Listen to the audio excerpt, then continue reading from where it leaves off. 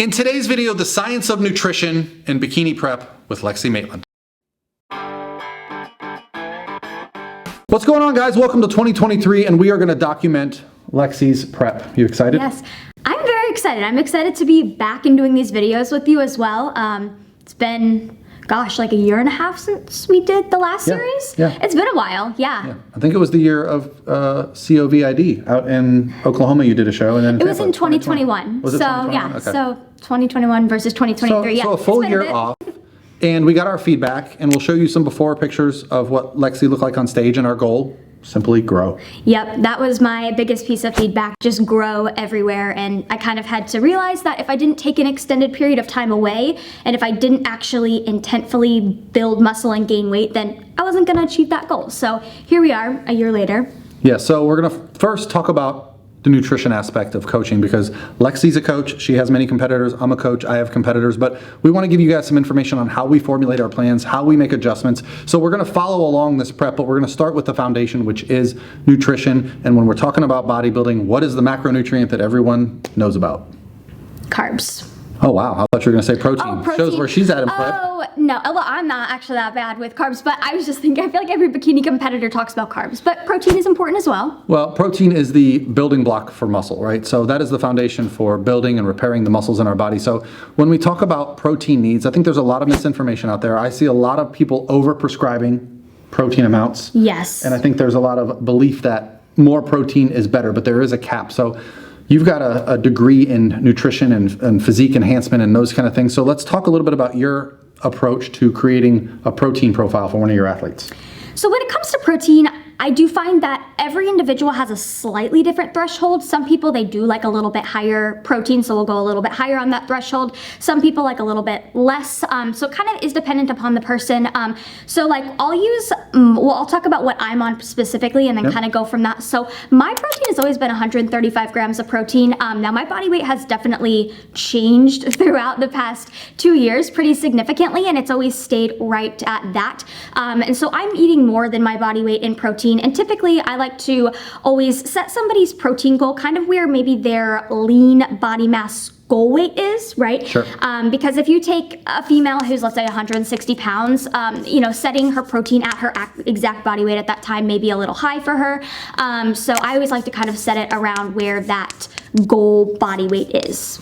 Yeah, so for physique athletes, the reason we want to worry about protein is because it is going to help us continue to build and keep muscle throughout the process of prep. However, there is a threshold of benefit there. So eating 130 grams of protein is good. Eating 200 grams of protein is not better. Okay, so what actually ends up happening is now you're just using protein as a calorie filler, and you're not getting an anabolic benefit. So anything over around a gram per pound of your lean body mass is about where you're going to max out the benefits of anabolism when it comes to protein.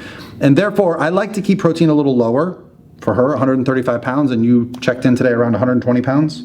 Yeah, I'm around 120 and then at 135 grams of protein. Yeah, so by the time we get to the end of prep, she's going to be somewhere under 110. We'll keep her protein there because protein is going to benefit her throughout the process. It's high volume, it's good for satiety, and it's also going to benefit us to prevent muscle breakdown throughout the process. But the reason I don't like having her protein at, say, 180, 200 grams, which I've seen some ridiculous approaches, in my opinion, is that now we lose the value of adding in more fats and carbohydrates, which are going to be highly beneficial. So now let's talk about some carbohydrates. Yes, carbs. I feel like that's everybody's favorite, maybe. I don't know. Especially when you're dieting, yes. Yeah, well, I feel like it's the one we talk about the most typically, like carbs and fats during prep, because carbs and fats are primarily what we're manipulating the most in prep. I think my last prep, I don't think my protein changed once, but it was all carbs and fats that were being manipulated throughout the process and getting stage lean. Yeah, so carbohydrates are the biggest variable, right? So protein is going to stay pretty stable in most cases. Fat is going to be adjustable, but there's less of it to adjust, whereas carbohydrates have the biggest variable. And a lot of people think that carbohydrates prevent fat loss, which is not the case at all. In fact, when you go to school, you learn this little phrase in my textbook that I love to say, that fat burns and a carbohydrate flame. Okay, so carbohydrates actually are energy for our body. Energy allows us to move more. More movement allows us to burn more body fat. So I love to use carbohydrates. They're also very anabolic. Okay, so carbohydrates are going to allow us to train better, perform better in the gym, build more muscle. They're also protein sparing, right? So in cases where we're restricting calories, carbohydrates are going to benefit us in the form of breaking down muscle. However, like I said, this is the most variable number. It is. I also have a little bit of a rule. When my clients' carbohydrates get to or below their body weight, so you're around that, no, you're not even close to that yet. Not quite. That's when I start to add in a high carb refeed day. Yes. And then when that's extended, the leaner they get, I'll actually add in 2 consecutive refeed days to really fill out those glycogen stores. If you're not familiar with glycogen, it is what fills our muscle cells and it pulls water into the muscle cells. So you'll often hear people say, Coach, the scale is up a pound, but I look leaner. Yes, all the time. I always hear that. So I feel like explain that a little bit to people. So essentially, I'll see this happen with some of my own clients or myself in particular, and this is kind of one of those moments where, you know, it can be a little bit mind-boggling because you see that higher number on the scale, yet you feel like you look leaner, and it's because of those carbohydrates, that glycogen filling out your muscle more, so your muscle is going to pop beneath the surface a little bit more, looking fuller, therefore you look leaner. I know personally when I am depleted or I don't have carbs in my system, sometimes I look flat, my muscles don't pop out as much, and it kind of almost makes you look less lean in that state almost. Yep. So yeah, that's that philosophy. And once we get to the video where we talk specifically about peaking and going through a peak week, we'll talk about how we manipulate carbs going into the show, because carbohydrates fill out the muscle. They pull water into the muscle. They make the muscle bigger. So a lot of times athletes will get a little bit worried about the number on the scale. This is why as coaches we focus on pictures, measurements, how clothes are fitting, but also the scale, right? So we use a lot of different tools to determine if someone is making progress. All right, so what is a good carbohydrate total for a general athlete? I love double their body weight. Anyone that can be at double their body weight, so let's say I'm at 220 pounds, I'm between 400 and 500 grams of carbs on a given day. I think you were in the 250 range when we started prep. I got close to 300. 300 yeah. At 125 pounds. What was your heaviest? Yeah, I think the heaviest I got was 124. Right. So imagine all these carbohydrates that she's taking in on a daily basis, keeping her anabolic. When you go in the gym, you're hitting PRs. Yes. You're full all the time.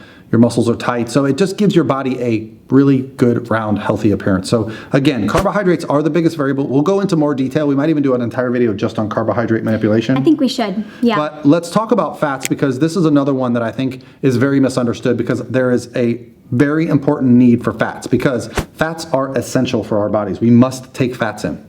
Absolutely, and I think that, I think most commonly we hear for females in particular, fats really help with like the hormone side of things, and I see when fats are brought too low, digestion also stalls, and yeah, fats are just so important. I think there's a lot of prep approaches out there where people will cut all fats, and that's not necessarily beneficial at all long term. Yeah, the concern I have when someone cuts out fats is it is going to have an immediate effect on the digestive system. You're going to have an issue with hair and nails.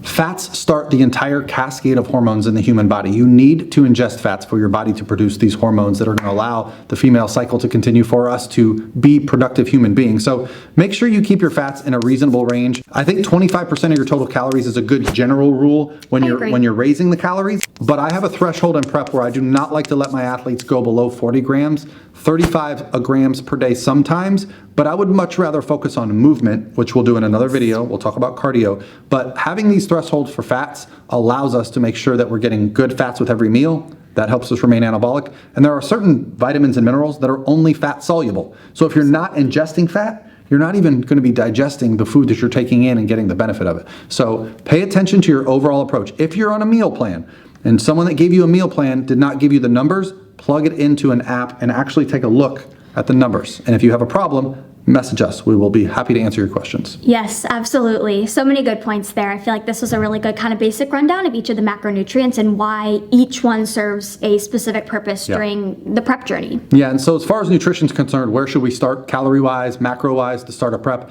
Listen, if you're at 15 times your body weight in calories, that isn't a fantastic number, okay? But if you're leaner, you can be closer to that 10 times your body weight calorie range. Now, if you have 20, 30, 40 pounds to lose and you're already at 10 times your body weight in calories or less, we got problems, okay? Especially if you're already doing cardio to manipulate that, because we have to have some way for us to create a caloric deficit. So we're going to get into this in this prep video series, but I just wanted to give you guys a starting point for our nutrition. Let's talk about your specific macros that are specific to her. Absolutely. So my macros, I guess, should I just give them what you bumped them to today? Or not bumped, but decreased them to today. So my macros as of today are 190 carb, 45 fat, 135 protein. Before that, they were at 210 carb. Fats and protein was the same, but the scale weight has been a little tricky recently. So Paul said he would prefer to, not just sit here and get comfortable, and wait around and rather push a little bit now. So hey, if we're ready early, we could potentially increase food. There's always that. And it's really cool because I did start this prep in a lot different of a spot than I was last time, not only scale wise but food wise. My food was significantly lower starting my prep last time. Now granted, I had a lot less weight to lose, so there was that aspect, but I feel like overall I'm just starting prep in a very different spot this time around. The goal for her was to put on muscle. We'll show you some before and after pictures of her off season so you could see. She's obviously heavier, but she's also, if you look at the density of her muscles, she's gonna look completely different on stage this year. And we may even get to a similar body weight, but it will look completely different. So if you guys have any questions, follow her on Instagram at Lexie Mate. And follow my YouTube as well. I have a YouTube channel. Yeah. We're going to do some content for her channel as well this year, so it's been going great. So I have more vlogs on that channel, so that's what you can expect there. You can watch her daily routine. All right, guys. Talk to you tomorrow. Bye, guys.